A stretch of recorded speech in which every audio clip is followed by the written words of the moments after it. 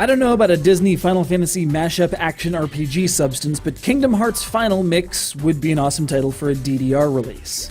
Alas, Finny Fun will have to wait for the next game. Here's your HD retooling of the Japan-only version of what we called Kingdom Hearts, to which they appended Final Mix because we originally got bosses and cutscenes that the first Japanese version didn't have. This is actually a fairly common occurrence. The first cut of Final Fantasy VII didn't have Diamond, Emerald, or Ruby weapon fights. The US Easy mode of Final Fantasy IV got re-imported and, well, Super Mario USA. Enough said. So in recrossing the pond, Kingdom Hearts changed a little bit, but not much. And now it's recrossed the pond, but in HD this time. That's important in this day and age, right?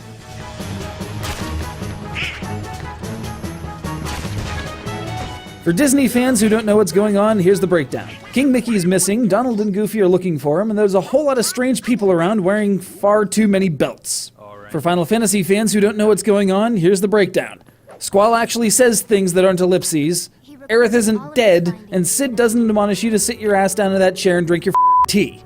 Now that we've completely broken down the absurdity of this premise, we can get started.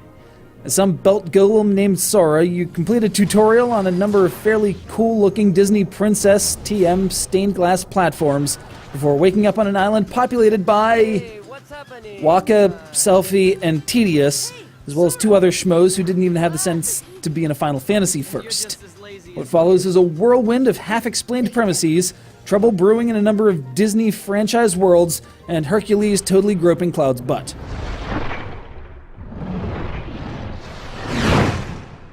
It's a tough premise to buy, a fact reflected in the series distancing itself from the older Square elements to the point where the latest 3DS iteration only featured those kids from The World Ends With You, awash in a sea of Disney staples. But that's not my issue with the game.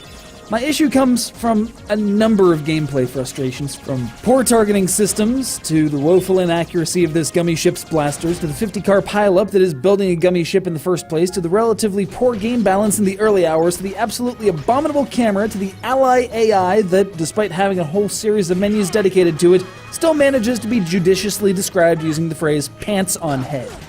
Might sound like quite the gripe about the mechanics, especially for this being a remaster of a remake of an improved international version, but I suspect it's largely because later games in the series did it much better.